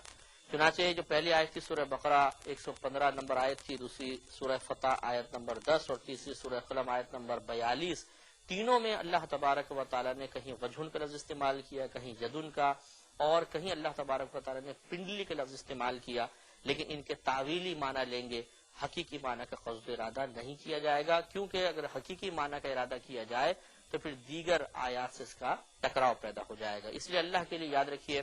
ان میں سے کوئی عضو ثابت نہیں کریں گے۔ اب چند عقائد جو قرآن سے براہ راست ثابت ہیں، عقیدے تو دیکھیں اللہ تعالیٰ کی ذات سے متعلق بہت زیادہ ہے، اور میں نے آپ کی خدمت میں پہلے عرض کیا تھا کہ عقائد کو ثابت کرنے کے لیے چار طرح کے دلائل دیے جا سکتے ہیں، قرآن سے دلیل، حدیث سے، یا عقل سلیم سے، یا سواد اعظم سے۔ لیکن ہماری جو گفتگو ہوگی وہ قرآنی دلائل پر ہوگی کہ قرآن سے اللہ تبارک و تعالیٰ کے لیے کون کون سا عقیدہ ثابت ہے. ہاں اگر ضمن میں مطلب موقع مل گیا تو انشاءاللہ چند مزید عقائد جن کا تعلق فقط عقل سے ہے وہ بھی انشاءاللہ عرض کر دیں گے، تاکہ اب عقائد کی بات ہے تو اللہ تعالیٰ کی ذات کے متعلق تقریباً عقائد ہمیں معلوم ہو جائے. لیکن ہماری بنیاد قرآن عظیم ہی ہوگی کہ قرآن عظیم میں اللہ تعالیٰ کے بارے میں کیا کیا عقیدہ ذکر کیا گیا اور ایک مسلمان کو اسے اپنے ذہن میں کس طرح رکھنا چاہیے. چنانچہ سورہ بقرہ آیت نمبر 255 میں آیت الکرسی ہے. اللہ تبارک تعالیٰ نے فرمایا کہ لا تأخذہ سنۃ ولا نوم، اور نہیں پکڑتی ہے اسے اونگ اور نہ نیند. یعنی اللہ تبارک و تعالیٰ کو اونگ یعنی غنودگی نہیں پکڑتی اور نہ نیند اس کو اپنے قابو میں کرتی ہے. اس سے عقیدہ سامنے آیا کہ اللہ تبارک و تعالیٰ نہ اونگتا ہے جیسے ہم جھٹکے لیتے ہیں نیند میں، اور نہ وہ گہری نیند سو جاتا ہے، بلکہ ہمارے حساب سے جو 24 آورز ہیں اللہ تبارک و تعالیٰ اپنی مخلوق کو ملاحظہ فرماتا رہتا ہے، ان کے ایک ایک چیز کا علم رکھتا ہے. چنانچہ اللہ تبارک و تعالیٰ سونے سے پاک و صاف ہے. دوسرا سورہ بقرہ آیت نمبر 255 میں ہی ہے کہ لہو ما فی السماوات و ما فی الارض، اسی کے لیے ہے جو کچھ آسمانوں میں ہے اور جو کچھ زمین میں ہے. لہٰذا یہ بھی عقیدہ رکھنا چاہیے کہ اللہ تعالیٰ پوری کائنات کا مالک ہے، پوری کائنات اسی کی ملک میں ہے، وہ ایک ایک ذرے کا مالک ہے. اللہ تعالیٰ نے واضح طور پہ قرآن عظیم میں بیان فرمایا. تیسرا یہ کہ بھی سورہ بقرہ آیت نمبر 255 ہے کہ ولا یعودہ حفظہما، اللہ تبارک و تعالیٰ کو ان دونوں کی حفاظت یعنی زمین و آسمان کی حفاظت تھکاتی نہیں ہے. تو آپ یہ دیکھیے کہ ازل سے اللہ تبارک و تعالیٰ نے ہمیشہ سے اللہ تبارک و تعالیٰ نہ سوتا ہے، نہ اس کو اونگ آتی ہے، نہ وہ تھکتا ہے. پوری کائنات کا مالک ہے اور وہ اپنی تمام کائنات کو ہر وقت ملاحظہ فرما رہا ہے اور وہ تھکتا نہیں ہے. معلوم ہوا لیسا کمثلہ شیء، اللہ کی مثل کوئی شے نہیں ہے. ہر زندہ مخلوق تھک جاتی ہے لیکن اللہ تعالیٰ نہیں تھکتا. ہاں یہ الگ بات ہے کہ اس نے فرشتوں کو ایسا پیدا فرمایا کہ وہ نہیں تھکتے، لیکن جب ہم اور صفات کا مشاہدہ کرتے ہیں تو پھر فرشتے اللہ تعالیٰ کی مثل یقیناً نہیں ہو سکتے. لیکن اگر ہم اپنے آپ کو دیکھیں تو ہم تھوڑے سے کام سے تھک جاتے ہیں، اور اللہ تبارک و تعالیٰ اتنا عظیم کام ازل سے فرما رہا ہے اور وہ کبھی بھی نہیں تھکتا. سورہ بقرہ آیت نمبر 74 ہے کہ وَمَا اللَّهُ بِغَافِلٍ عَمَّا تَعْمَلُونَ، اور اللہ تبارک و تعالیٰ ان کاموں سے غافل نہیں جو تم کر رہے ہو. اس سے یہ معلوم ہوا کہ اللہ تبارک و تعالیٰ تمام مخلوق کی طرف ایک وقت میں توجہ رکھتا ہے، تمام مخلوق کی طرف. کیونکہ دیکھیں کوئی پوری دنیا میں انسانوں کا صرف آپ حساب کر لیں، چلے جنات کو بھی ہٹا دیں، جانوروں کو ہٹا دیں، دیگر زندہ یا بے جان مخلوق کو ہٹا دیجئے، اگر آپ انسانوں کا بھی حساب و کتاب کر لیں تو کتنے انسان ہیں دنیا میں. اور اللہ تبارک و تعالیٰ فرماتا ہے کہ وہ کسی سے بھی غافل نہیں ہوتا، جو وہ کر رہے ہیں اللہ تعالیٰ ان سب کو ملاحظہ فرما رہا ہے. تو کتنی عظیم قدرت والا ہے. آپ کو اگر ایک ایسے روم میں بٹھا دیا جائے جس میں مثلا ایک ہوٹل ہے جس میں 1000 کمرے ہیں، ہر کمرے میں ایک کیمرہ ہو، اور آپ ایک کمرے میں بٹھا دیا جائے جہاں 1000 مانیٹرز لگے ہوں، ہر کمرے کی وہاں پر آپ سب کچھ دیکھ سکتے ہوں، تو کیا آپ ایک وقت سب کو ملاحظہ کر سکتے ہیں؟ بہت ہی مشکل ہے. لیکن اللہ تعالیٰ پوری کائنات کو ملاحظہ فرما رہا ہے. معلوم ہوا کہ ہم اللہ کی مثل کبھی بھی نہیں ہو سکتے. اللہ تبارک و تعالیٰ سے دعا ہے کہ اللہ تبارک و تعالیٰ ہمیں اپنے عقیدے کو درست رکھنے کی توفیق عطا فرمائے، اور ان تمام درست عقائد کو ذہن میں جگہ دینے کی اور دوسروں تک پہنچانے کی توفیق عطا فرمائے. آمین. وآخر دعوانا الحمدللہ رب العالمین. الحمد لله رب العالمين والصلاة والسلام على سيد الأنبياء والمرسلين. أما بعد فأعوذ بالله من الشيطان الرجيم. بسم الله الرحمن الرحيم. الحمدللہ الفرقان پروگرام کے ساتھ آپ کی خدمت میں حاضری کا شرف حاصل ہے، اور اس کے مین ٹاپک عقائد میں اللہ تبارک و تعالیٰ کی ذات و صفات کے بارے میں کلام جاری و ساری تھا. پچھلے پروگرام میں ہم نے اللہ تبارک و تعالیٰ کی صفات کے بارے میں کلام شروع کیا تھا کہ اللہ تبارک و تعالیٰ کی صفات 2 طرح کی ہیں. ایک صفات ذاتیہ کہلاتی ہیں اور ایک صفات فعلیہ کہلاتی ہیں. صفات ذاتیہ آپ کی پوری تفصیل آپ کی خدمت میں عرض کی تھی کہ اللہ تبارک و تعالیٰ کا دیکھنا، سننا، کلام فرمانا، ارادہ فرمانا، اللہ تبارک و تعالیٰ کا قائم ہونا، یہ سب اللہ تبارک و تعالیٰ کی صفات ذاتیاں ہیں، یعنی اس کی ذات سے ان کا تعلق ہے، اور ایک صفات فعلیہ کہلاتی ہیں، اور یہ بہت کثیر ہیں۔ اس میں تخلیق بھی آ جاتی ہے، یعنی پیدا کرنا۔ جتنی بھی آیات میں اللہ تبارک و تعالیٰ نے مخلوق کو پیدا کرنے کا ذکر فرمایا، اس میں اپنی اسی صفت تخلیق کا ذکر ہے۔ اسی طرح ترزیق ہے، یعنی رزق عطا فرمانا۔ جتنی بھی آیات ایسی ہیں، جیسے وَمَا مِن دَابَّةٍ فِي الْأَرْضِ إِلَّا عَلَى اللَّهِ رِزْقُهَا، سورہ ہود کی آیت نمبر یہ 12 ہے کہ زمین پر چلنے والی کوئی مخلوق ایسی نہیں جس کا رزق اللہ تبارک و تعالی کے ذمہ کرم پر نہ ہو۔ تو ترزیق یہ اللہ تعالیٰ کی صفت ہے، تو گویا کہ جتنی آیات میں رزق عطا فرمانے کا تذکرہ ہے، اس سے اللہ تبارک و تعالیٰ کی صفت ترزیق کی طرف اشارہ ہوتا ہے۔ اسی طرح ایک اللہ تعالیٰ کی صفت فعلیہ انبات ہے، اگانا، تو زمین سے اللہ تعالیٰ نے چیزوں کو اگایا۔ اسی طرح ایک ہے اماتت، اماتت مانے موت دینا۔ تو جتنی بھی وہ آیات ہیں قرآن عظیم میں کہ جن میں اللہ تبارک و تعالیٰ نے اپنے آپ کو یمیت قرار دیا ہے کہ وہ موت دیتا ہے، اسی طرح احیا ہے، زندہ کرنا، یحیی و یمیت کے آپ الفاظ قرآن عظیم میں پڑھیں گے مختلف مقامات پر، تو اس سے اللہ تعالیٰ کے مخلوقات کو زندہ کرنے اور مارنے والی صفت کی طرف اشارہ ہوتا ہے۔ اسی طرح اشفا ہے، شفا دینا، یہ اللہ تعالیٰ کی صفات فعلیہ میں سے ایک ہے۔ غرض یہ کہ بعض صفات ایسی ہیں جن میں فعل کا دخل اس وقت تک نہیں جب تک کہ اللہ تبارک و تعالیٰ اس صفت کو استعمال فرمائے۔ جیسے دیکھنا ایک فعل بھی ہے اور دیکھنا ایک مستقل صفت بھی ہے۔ جیسے ہم کہیں بھائی یہ دیکھ سکتا ہے، یہ تو اس کی صفت ذاتیہ کا بیان ہوا، اور اگر آپ کہیں گے یہ دیکھ رہا ہے تو یہ فعل بھی ہو گیا، دیکھنا ایک فعل ہے، پھر یہ صفات فعلیہ میں بھی آئے گی۔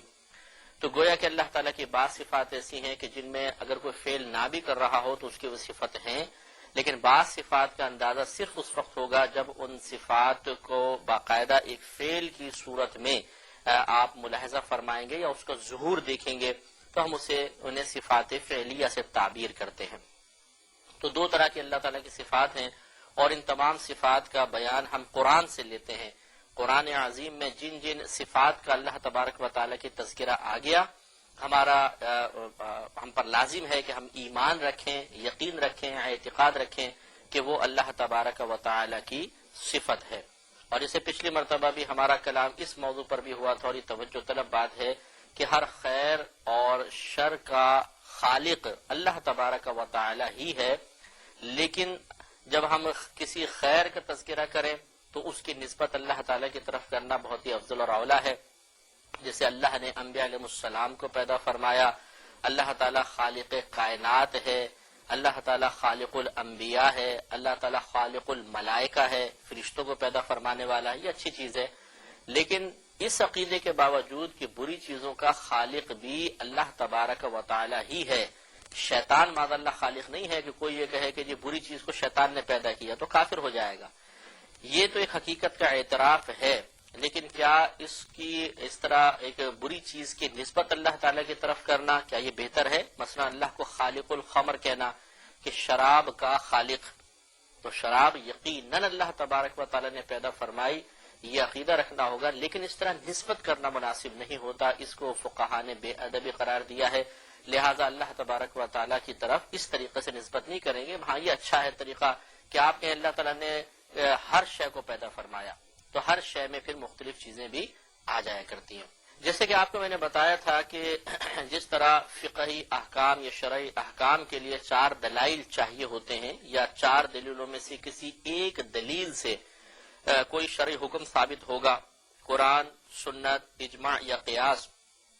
تو آپ کو بتایا تھا اسی طریقے سے عقیدے کو ثابت کرنے کے لیے بھی 4 دلائل میں سے کوئی ایک دلیل درکار ہوتی ہے، یا تو قرآن یا سنت یا عقل سلیم یا سواد اعظم۔ قرآن، سنت، عقل سلیم، ایسی عقل جو عیوب و نقائص سے پاک و صاف ہو، اور سواد اعظم، بڑی جماعت۔ تو اللہ تبارک و تعالیٰ کی صفات کے بارے میں بھی بعض عقائد ایسے ہیں جو صرف عقل سلیم سے ثابت ہوتے ہیں، قرآن و حدیث اس کی تفاصیل کے بیان کے سلسلے میں بالکل خاموش ہیں۔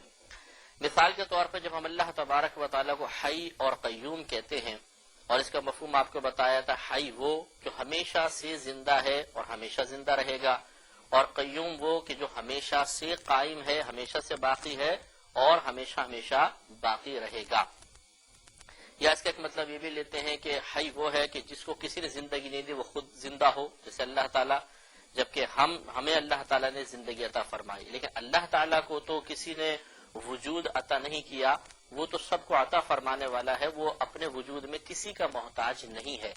اور اسی طرح خود قائم رہنے والا کہ وہ اپنے قیام میں کسی کا محتاج نہیں۔ بہرحال جب ہم حی اور قیوم کہتے ہیں تو یہ اللہ تبارک و تعالیٰ کی ذات کے ساتھ ساتھ اس کی صفات کے بارے میں بھی ہمارا دعویٰ ہوتا ہے کہ جب ہم اللہ تعالیٰ کی ذات کو مانتے ہیں کہ وہ ہمیشہ سے ہے، ہمیشہ رہے گا، تو ایسے ہی اس کی صفات کے بارے میں بھی علماء نے عقلی لحاظ سے عقیدت ثابت فرمایا کہ اللہ تبارک و تعالیٰ کی تمام صفات ہمیشہ سے ہیں، ہمیشہ رہیں گی۔ یعنی ایسا نہیں تھا کہ پہلے اللہ تبارک و تعالیٰ کی صفات نہیں تھیں اور بعد میں یہ صفات معارض وجود میں آئیں۔ یاد رکھیے، پہلے بھی آپ کو سمجھایا تھا، بار بار اس لیے ذکر کر رہے ہیں تاکہ یہ عقائد اچھی طرح اور یہ الفاظ آپ کے ذہن میں پختہ ہو جائیں، اور کسی بھی مقام پر آپ جب کتاب کو پڑھیں یا کسی کو سمجھانے لگے تو آسانی محسوس ہو۔ آپ کو یہ سمجھایا تھا کہ جو چیز پہلے نہیں تھی بعد میں ہو، تو یقینی سی بات ہے کہ ہم اس کا خالق اللہ تعالیٰ کو مانتے ہیں، اور وہ شے مخلوق کہلاتی ہے، مخلوق، اس کو تخلیق کیا گیا ہے۔ تو اب یہ ایک مشہور اختلاف ہے کہ اللہ تبارک و تعالیٰ کی صفات مخلوق ہیں یا غیر مخلوق ہیں۔ مسلمانوں کے نزدیک اللہ تعالیٰ کی تمام صفات غیر مخلوق ہیں، یعنی ایسا نہیں ہے کہ وہ پہلے نہیں تھیں بعد میں معارض وجود میں آئیں، بلکہ اللہ تبارک و تعالیٰ کی ذات جیسے ہمیشہ سے ہے، اس کی صفات بھی ہمیشہ سے ہیں، اور جیسے اس کی ذات ہمیشہ ہمیشہ قائم اور باقی رہے گی، ایسے ہی اس کی صفات پر کبھی فنا ممکن نہیں، وہ بھی قائم اور باقی رہیں گی۔ جبکہ بعض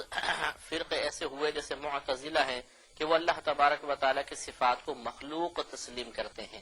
کہ ان کو باقاعدہ تخلیق کیا گیا ہے، لیکن جو جمہور مسلمان ہیں ان کا عقیدہ یہی ہے کہ اللہ کی صفات غیر مخلوق ہیں، اور وہ اس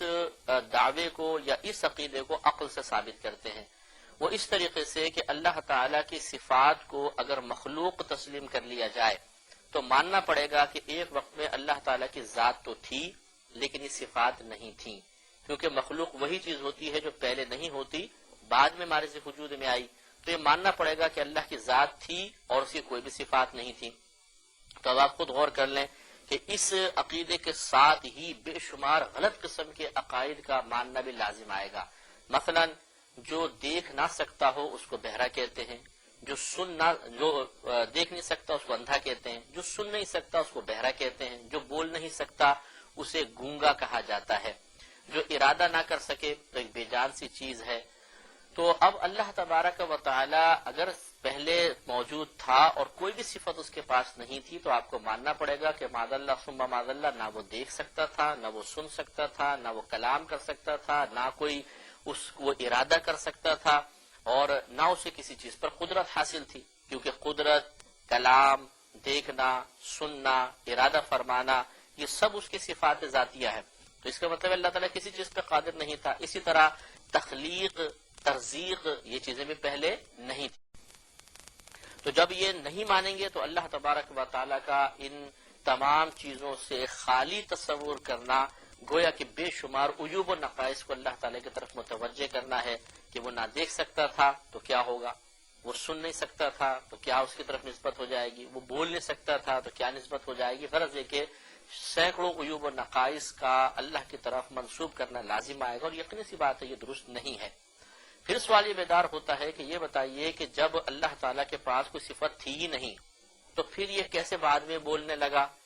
کیسے سننے لگا، کیسے دیکھنے لگا؟ کیونکہ جب کوئی صفت اللہ تعالیٰ کی نہیں تھی، تمام صفات مخلوق ہیں، تو اس کا مطلب ہے کہ جو چیزوں کو پیدا کرنے والی صفت تھی، تخلیق کی صفت تھی، وہ بھی بعد میں ہوئی۔ تو پھر اللہ تعالیٰ کی سماعت یا اللہ تبارک و تعالیٰ کا دیکھنا خود اللہ نے تو پیدا نہیں کیا، کیونکہ وہ تو صفات سے خالی تھا، تو پھر کس نے پیدا کیا؟ اور پھر اس کا مطلب یہ لازم آئے گا کہ بہت سی صفات ایسی تھیں جو اللہ تعالیٰ خود اللہ کے پاس نہیں تھی، کسی اور طاقت نے، کسی اور ذات نے اللہ کو عطا فرمائی۔ سوال پیدا ہوتا ہے وہ ذات کون سی ہے؟ کیا وہ اللہ سے بھی طاقتور ذات ہے؟ پھر یہ سوال پیدا ہوتا ہے کہ اس کی صفات یہ بتائیے کہ مخلوق ہیں یا غیر مخلوق۔ اگر آپ کہتے ہیں کہ غیر مخلوق تو ابھی تو آپ کہتے ہیں کہ اللہ تعالیٰ کے لیے صفات کو نہیں مان رہے بلکہ اس کو مخلوق تسلیم کر رہے ہیں، اس کے لیے کیسے تسلیم کر لیں گے؟ اور اگر اس کی صفات کو بھی آپ کہیں کہ یعنی اللہ کی صفات کو آپ کہتے ہیں کہ مخلوق ہے، غیر مخلوق نہیں مانتے، تو اس کے لیے پھر صفات کو آپ مخلوق مانیں گے غیر مخلوق؟ اگر آپ کہتے ہیں کہ غیر مخلوق تو اللہ کے لیے کیوں نہیں مان لیتے؟ اور اگر آپ کہتے ہیں کہ ہاں انہیں مخلوق مان لیتے ہیں، انہیں بھی کسی نے پیدا کیا تھا، تو پھر اس ذات کو کس نے عطا فرمائی؟ تو اس طرح یہ بگاڑ چلتا چلا جائے گا۔ اور تو معلوم ہوا کہ یہ عقیدہ رکھنا لازم ہے کہ اللہ تبارک و تعالیٰ کی ذات جس طرح قدیم ہے، اس کی صفات بھی قدیم ہیں، وہ جب سے ہے اس کی صفات بھی اس کے ساتھ ہیں، وہ جب تک رہے گا اس کی صفات بھی اس کے ساتھ رہیں گی۔ ہاں، اس کا انکار نہیں ہے کہ صفات ایک الگ چیز ہیں اور ذات ایک الگ چیز ہے۔ تو یہ جو شبہ پیدا ہوا بعض لوگوں کو کہ ہم ان کو مخلوق تسلیم کر لیں، انہوں نے یہی کہا کہ اللہ تعالیٰ کی ذات قدیم ہے، اگر آپ صفات کو بھی قدیم مان لیں گے تو اللہ کی ذات کے ساتھ ساتھ ایک غیر ذات کو قدیم ماننا لازم آئے گا، اور یہ مناسب نہیں۔ لیکن ہم یہ کہتے ہیں کہ اللہ تبارک و تعالیٰ کی صفات اگرچہ عین ذات تو نہیں لیکن کبھی بھی اس کی ذات سے جدا نہیں ہو سکتی ہیں، اس لیے کہ اگر جدا مان لیا جائے تو اللہ تبارک و تعالیٰ کی طرف ہزار عیوب و نقائص کی نسبت کرنا لازم آئے گا، جو قطعاً غیر مناسب ہے۔ اس لیے یہ عقیدہ ذہن میں رکھیے گا کہ اللہ تبارک و تعالیٰ کی کوئی بھی صفت مخلوق نہیں ہے، سب کی سب صفات غیر مخلوق ہیں۔ مطلب کیا ہے کہ وہ ہمیشہ سے ہیں اور ہمیشہ رہیں گی، ایسا نہیں تھا کہ پہلے وہ نہیں تھیں بعد میں پیدا ہوئیں۔ اللہ تبارک و تعالی ہمیشہ اپنی صفات سے متصف رہا ہے اور رہے گا۔ اس کے ساتھ ساتھ ایک عقیدہ یاد رکھیے کہ نام سے متعلق ہے کہ اللہ تبارک و تعالی کا ایک تو ذاتی نام ہے، اس کو کہتے ہیں، وہ نام ہے اللہ،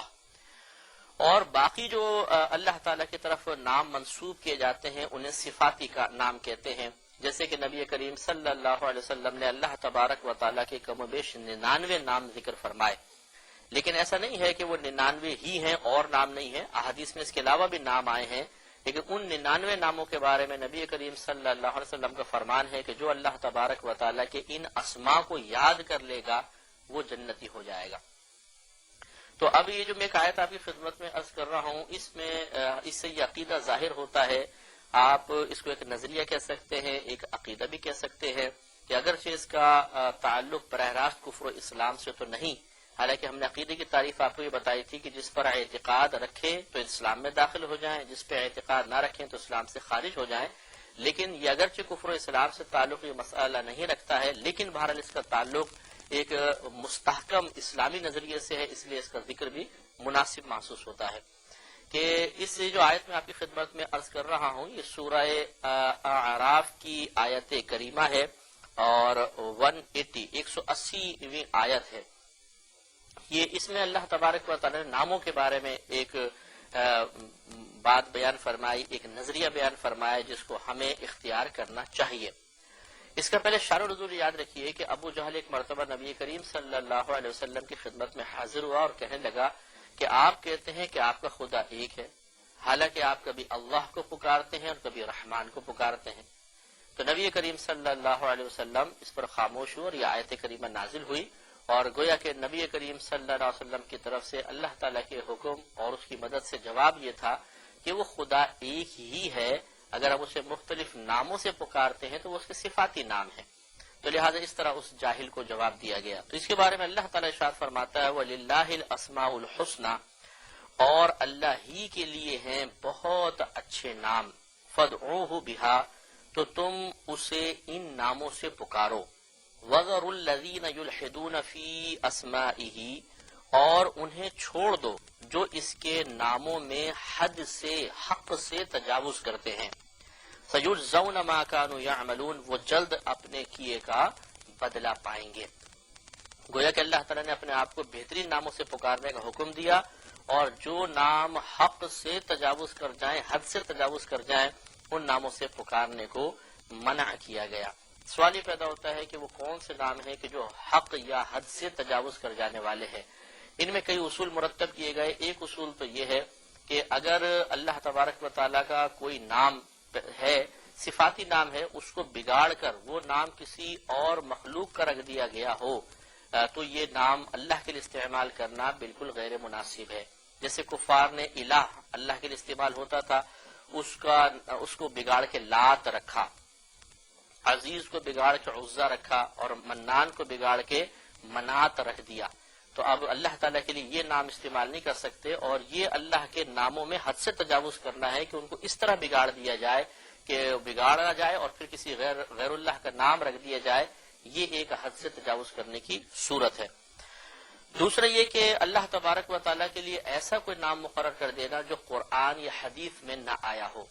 یاد رکھیے جتنے اسماء الہیہ ہیں ان کو توقیفی کہا جاتا ہے۔ توقیفی کا مطلب من جانب اللہ، کہ اللہ تعالیٰ نے اپنے حبیب کے ذریعے ہم تک ان ناموں کو پہنچایا، لہٰذا حتی الامکان اللہ تبارک و تعالیٰ کے لیے وہ نام استعمال نہیں کرنے چاہیے جن کا ذکر قرآن یا حدیث میں نہیں آیا۔ مثال کے طور پہ سخی کا لفظ، ہم عام طور پہ ایک دوسرے کو کہتے ہیں سخی، لیکن اللہ تعالیٰ کے لیے لفظ سخی استعمال کرنا منع ہے۔ وجہ اس کی یہ ہے کہ سخی سخاوت سے نکلا ہے، اور سخاوت کا مطلب یہ ہوتا ہے کہ اپنی ضرورت سے زیادہ چیز کسی اور کو دے دینا۔ تو اللہ تبارک و تعالیٰ کے لیے جب سخی آپ اللہ کو کہیں گے تو سخاوت بھی مان رہے ہیں، اور سخاوت یہ ہے کہ اپنی ضرورت سے زیادہ چیز کسی کو دے دینا۔ تو پہلے اللہ کے لیے ضرورت ثابت ہوگی، پھر دیکھا جائے گا کہ یہ ضرورت سے ظاہر اللہ تعالیٰ اپنے بندوں کو عطا فرماتا ہے، اور یہ مفہوم یقینی سی بات ہے اللہ تعالیٰ کے لیے بالکل غیر مناسب ہے۔ اس میں انشاءاللہ سلسلہ کلام جاری رہے گا، لیکن اگلے پروگرام میں اور انشاءاللہ ہم بتائیں گے کہ اس میں مزید اللہ تبارک و تعالیٰ کے ناموں کے سلسلے میں حد سے تجاوز کر جانے کا کیا مطلب ہے، ضرور ملاحظہ فرمائیے گا۔ وآخر دعوانا ان الحمد للہ رب العالمین۔ الحمد للہ رب العالمین والصلاة والسلام علی سید الانبیاء والمرسلین، اما بعد فاعوذ باللہ من الشیطان الرجیم، بسم اللہ الرحمن الرحیم۔ اللہ تبارک و تعالیٰ کی ذات و صفات سے متعلقہ عقائد کا بیان چل رہا تھا، اور ہم اس عقیدے پر آئے تھے کہ اللہ تبارک و تعالیٰ نہ کسی کا باپ ہے، نہ اس کی کوئی اولاد ہے، نہ اس کی کوئی زوجہ ہے۔ جو اللہ تبارک و تعالیٰ کے لیے اولاد ثابت کرے یا معاذ اللہ ثم معاذ اللہ زوجہ ثابت کرے وہ کافر ہے، بلکہ اگر کوئی ممکن بھی کہے کہ ہے تو نہیں لیکن ہو سکتا ہے کہ ہو جائے تو اسے بھی فقہاء نے گمراہ اور بددین قرار دیا ہے۔ لہذا اس سلسلے میں سورہ انعام کی آیت نمبر 100، 101 اور 102 کا آپ کے سامنے بیان چل رہا تھا۔ اللہ تبارک و تعالی نے ارشاد فرمایا کہ وَجَعَلُوا لِلَّهِ شُرَكَاءَ الْجِنَّ، اور ان کفار نے اللہ تبارک و تعالی کے لیے جنوں کو شریک ٹھہرا لیا۔ جنوں کو شریک ٹھہرانے کا مطلب یہ ہے کہ انہوں نے جنات کی یعنی شیاطین کی اطاعت کر کے، اور وہ بت پرستی کی طرف مائل ہو گئے تھے۔ تو اصل تو عبادت وہ بتوں کی کرتے تھے اور بتوں کو شریک ٹھہرایا تھا، لیکن چونکہ جنات کے وسوسے کو قبول کرنا اس کا سبب بنا تھا، جنات کا وسوسہ اس کا سبب بن گیا تھا، اس لیے اللہ تبارک و تعالی نے جنات کو شرکا ٹھہرایا کہ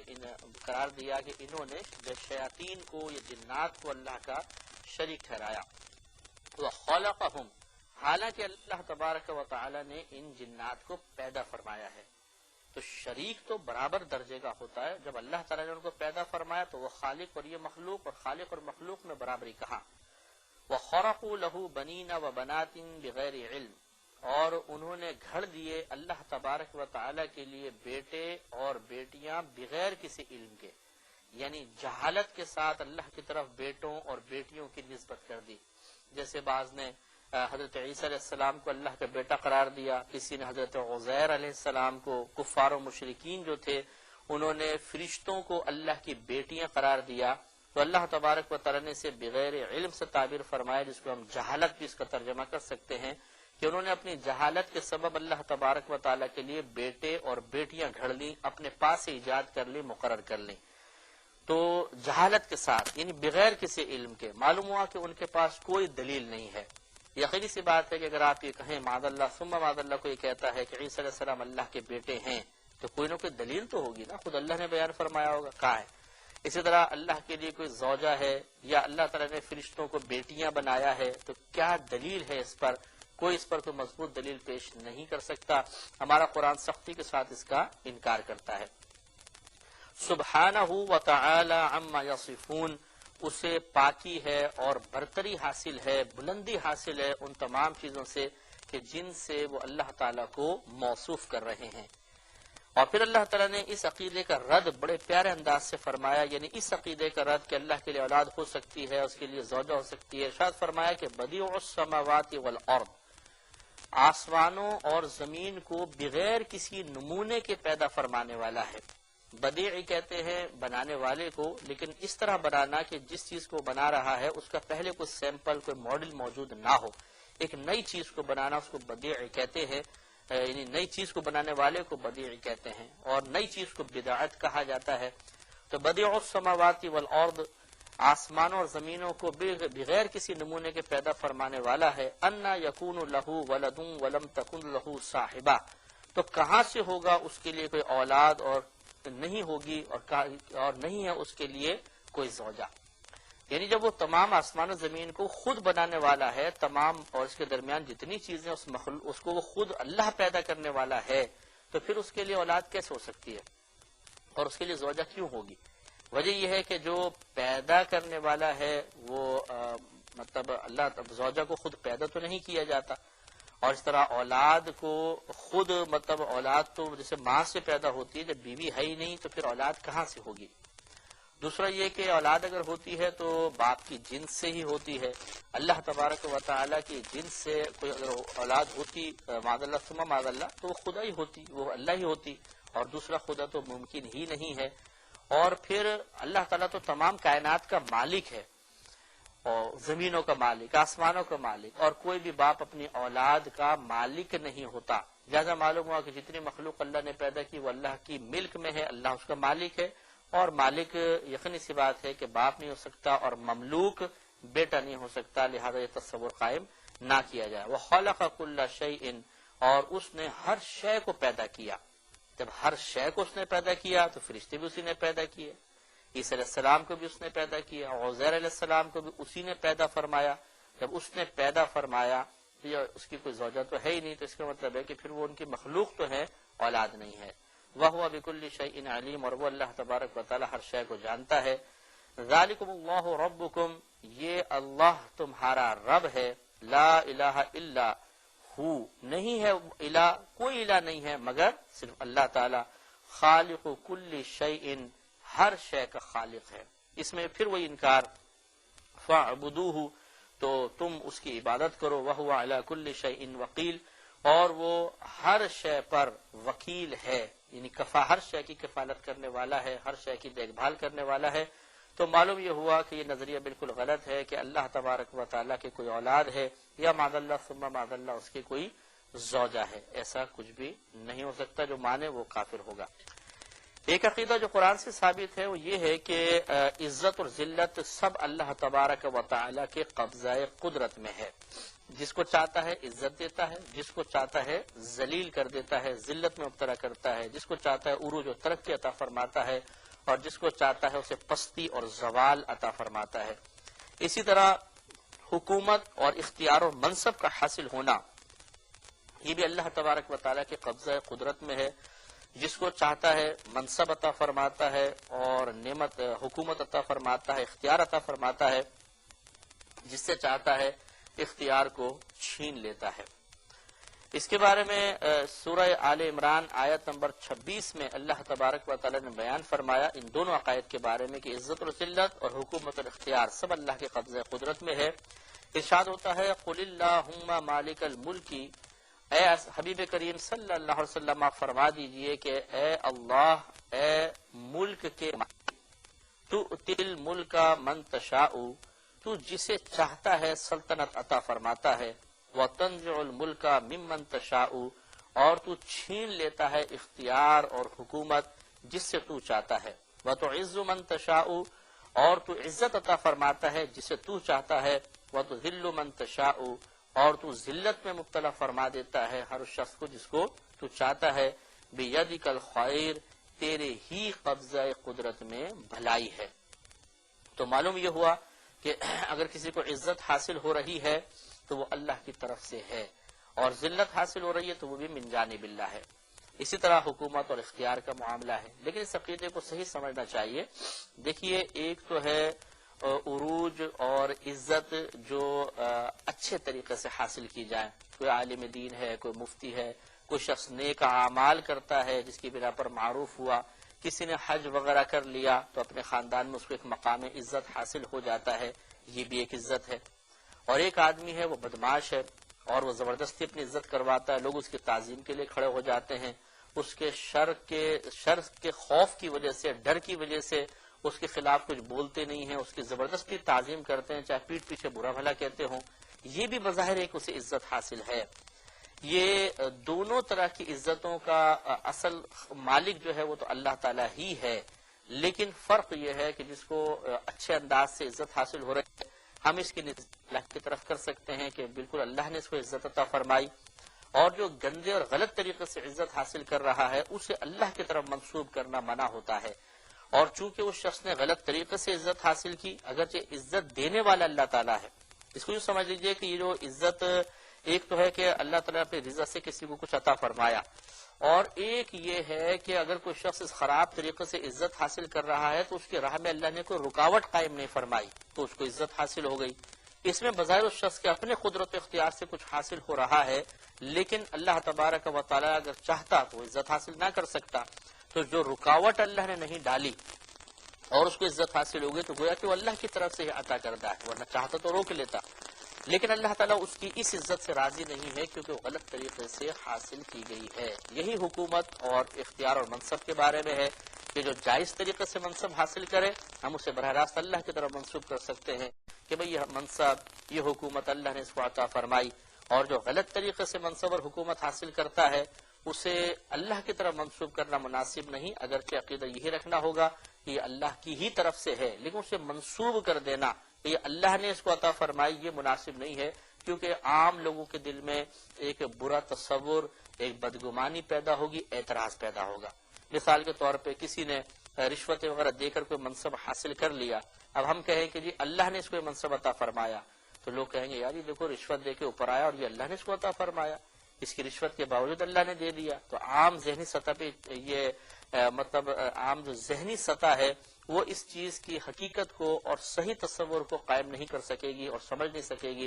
جس کی وجہ سے اس کا گمراہ ہونا لازم ہے۔ تو اللہ تعالیٰ اس کو بھی منصب اللہ ہی دے رہا ہے، لیکن اس طریقے سے کہ اس کی راہ میں رکاوٹ نہیں ڈالی، اور یہ اللہ تعالیٰ کی طرف سے ایک آزمائش ہوتی ہے کہ کسی کو برائی پر اگر فوراً اللہ تعالیٰ پکڑ لے تو ہر شخص توبہ کر لے تو اللہ تعالیٰ ڈھیل دیتا ہے۔ ایک شخص اگر غلط طریقے سے چل رہا ہے تو اللہ تعالیٰ ڈھیل دیتا رہتا ہے، اس میں اگر وہ شخص یہ سمجھے کہ میں اپنی ذہانت اور عقل کے اعتبار سے یہ مناسب حاصل کرتا جا رہا ہوں، خوب میں چوری کا طریقہ اختیار کرتا ہوں، فراڈ کا طریقہ، جھوٹ کا طریقہ اختیار کرتا ہوں اور مجھے عزت حاصل ہو رہی ہے تو یہ اللہ کا کوئی انعام ہوگا، تو ایسا نہیں ہے۔ اللہ تعالیٰ کا انعام کسی نافرمانی کے پردے میں حاصل نہیں کیا جا سکتا، بلکہ اللہ تعالیٰ کا یہ غضب ہوتا ہے کہ اللہ تعالیٰ بعض اوقات کسی نافرمان کی فوری گرفت نہیں فرماتا اور اس کو چھوڑ دیتا ہے، جس کی بنا پر نافرمان بے خوف ہو جاتا ہے گرفت سے اور زیادہ جرت کے ساتھ برے اعمال کرتا ہے، اور پھر ایک وقت آتا ہے کہ وہ تباہ و برباد ہو جاتا ہے۔ تو بہرحال ہمارا یہ عقیدہ ہے کہ عزت اور ذلت سب اللہ تبارک و تعالیٰ کے دست قدرت میں ہے، یہی یقین رکھنا چاہیے۔ اسی طرح منصب اور اختیار اللہ تعالیٰ جسے چاہتا ہے عطا فرماتا ہے۔ ایک عقیدہ یہ ہے کہ اللہ تبارک و تعالی ہر ممکن پر قادر ہے، کوئی ممکن اس کی قدرت سے باہر نہیں ہے۔ اس بات کو میں انشاءاللہ آپ کو سمجھاؤں گا، لیکن پہلے اس کی دلیل دیکھیے کہ آل عمران کی آیت نمبر 26 میں، اور یہ مضمون قرآن میں کئی مقامات پر بیان ہوا کہ انک علی کل شیء قدیر، بے شک تو یعنی اے اللہ تبارک و تعالی ہر شے پر قدرت رکھتا ہے۔ ان اللہ علی کل شیء قدیر کے الفاظ میں ہے کہ بے شک اللہ تعالی ہر شے پر قادر ہے۔ تو اب یہ جو اللہ تعالی ہر شے پر قادر ہے تو شے سے کیا مراد ہے یہ ہمیں سمجھنا بہت ہی ضروری ہے۔ اس کو یوں سمجھ لیجئے، اس آیت کے درست مفہوم کو سمجھنے کے لیے کہ دو چیزیں ہیں، ایک محال ہوتی ہیں اور ایک ممکن اشیاء ہوتی ہیں۔ محال تو ان اشیاء کو کہا جاتا ہے کہ جو کبھی معرض وجود میں نہیں آ سکتی،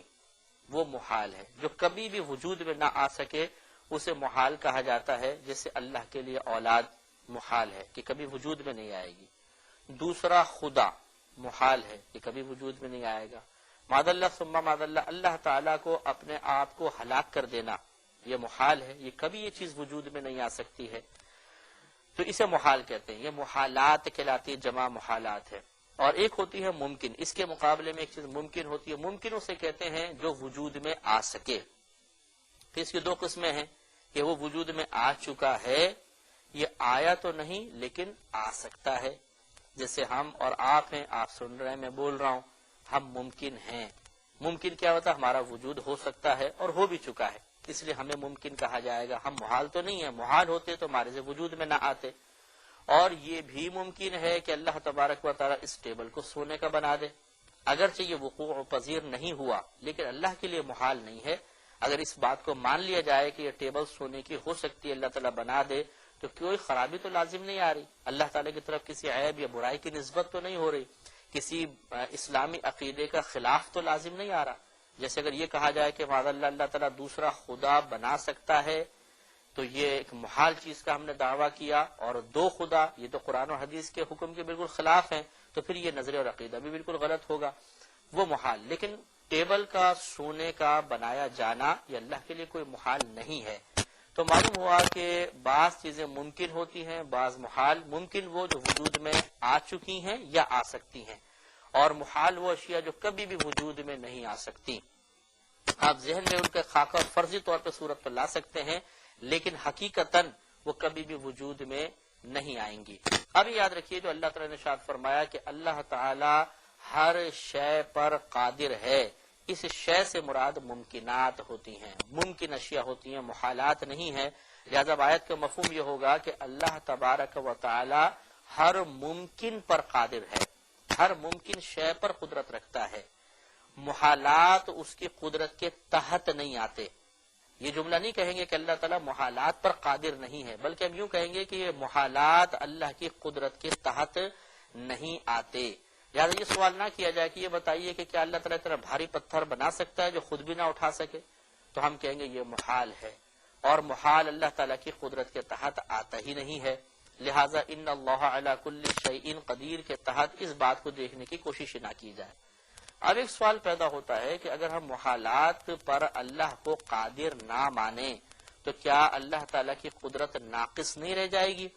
جیسے ایک شخص کے بارے میں کہا جائے بھائی یہ کام تو کر سکتا ہے، یہ نہیں کر سکتا، تو ہم کہیں گے بھائی کامل آدمی نہیں ہے، تھوڑا ناقص ہے کہ آدھا کام کر سکتا ہے آدھا نہیں. تو کیا اگر کوئی یہ کہے کہ دیکھو اللہ تعالیٰ تو دعویٰ فرما رہا ہے کہ وہ ہر شے پر قادر ہے، لیکن محالات اس کی قدرت کے تحت نہیں آتے، یہ ادباً جملہ ہے. معاذ اللہ بے ادبی والا جملہ یوں ہو جائے گا کہ ہم یوں کہیں کہ اللہ تعالیٰ محالات پر قادر نہیں ہے، یہ مناسب نہیں ہے. بلکہ یوں کہیں کہ محالات اس کی قدرت کے تحت نہیں آتے تو قدرت تو ناقص رہ گئی. اگر کسی کے ذہن میں سوال آئے تو اس کا جواب یہ ہے کہ اصل میں اللہ تعالیٰ کی قدرت میں کوئی نقصان نہیں ہے، کوئی کمی نہیں ہے، کوتاہی نہیں ہے، نقص نہیں ہے. یہ محالات میں کمی اور کوتاہی ہے کہ وہ اللہ تعالیٰ کی قدرت کے تحت آنے کی صلاحیت ہی نہیں رکھتے ہیں. اس کو میں ایک مثال سے سمجھاتا ہوں کہ نبی کریم صلی اللہ علیہ وسلم کی تبلیغ کے بارے میں اگر کوئی آپ سے کوشچن کرے کہ یہ بتائیے کہ وہ کامل تھی کہ ناقص، تو یقیناً آپ کا عقیدہ یہی ہے اور آپ اپنی قوت ایمانی کے زور پر یہی کہیں گے کہ ہمارے نبی کریم صلی اللہ علیہ وسلم کی تبلیغ انتہائی کامل اور جامع تھی. اب کوئی آپ سے سوال کرے تو پھر بتاؤ کہ ابو جہل اور ابو لہب ایمان کیوں نہیں لے کر آیا؟ اگر تبلیغ کامل تھی تو کیوں نہیں ایمان لے کر آیا؟ تو آپ کا جواب یہی ہوگا کہ تبلیغ تو کامل تھی لیکن ان بدبختوں میں اس فیض نبوت کو حاصل کرنے کی صلاحیت ہی نہیں تھی. تو جب ان میں صلاحیت نہیں ہے تو تبلیغ کامل کا کیا قصور، اس میں اس کی کیا کوتاہی؟ ان میں ہی قصور تھا کہ وہ نبی کریم کے فیض کو حاصل نہ کر سکے. بالکل اسی طرح یہاں ہے کہ اللہ تعالیٰ کی قدرت بالکل کامل ہے، یہ محالات میں کمی ہے، محالات کے اندر ایک قصور ہے کہ وہ اللہ تعالیٰ کی قدرت کے تحت آنے کی صلاحیت ہی نہیں رکھتے. اس کو ایک اور مثال سے سمجھ لیں کہ آپ نے ایک تار لگایا، اس میں 25 بلب لگا دیے، بٹن آن کر دیا، 24 بلب جلے، ایک بند ہے. دیکھا تو فیوز تھا. آپ کوئی کہتا ہے کہ اگر یہ لائٹ کامل ہوتی ہے، بجلی کامل ہوتی تو پورے کے پورے 25 جل رہے ہوتے، یہ دیکھو ایک بلب کیوں نہیں جل رہا، اس کا مطلب بجلی میں قصور اور نقص ہے. تو آپ کہیں گے کہ نہیں، بجلی تو اپنے مقام پہ کامل ہے، اگر کامل نہ ہوتی 24 کیوں جلتے؟ یہ بلب کے اندر قصور اور کمی ہے، کہ یہ اس بجلی کے فیض کو حاصل کرنے کی صلاحیت نہیں رکھتا، اس لیے کہ فیوز ہوا پڑا ہے۔ تو اسی طریقے سے اللہ تبارک و تعالیٰ کی قدرت بالکل کامل ہے، یہ محالات ہی فیوز ہیں کہ اللہ تعالیٰ کی قدرت کے تحت آنے کی صلاحیت نہیں رکھتے۔ امید ہے کہ انشاءاللہ اللہ تبارک و تعالیٰ کی قدرت کے تحت ممکنات کے، صرف ممکنات کے داخل ہونے کے تصور پر آپ کچھ نہ کچھ سیکھ چکے ہوں گے۔ انشاءاللہ اگلے پروگرام میں موقع ملا تو پھر مزید اس کے بارے میں ہم تفصیل کریں گے۔ وآخر دعوانا ان الحمدللہ رب العالمین۔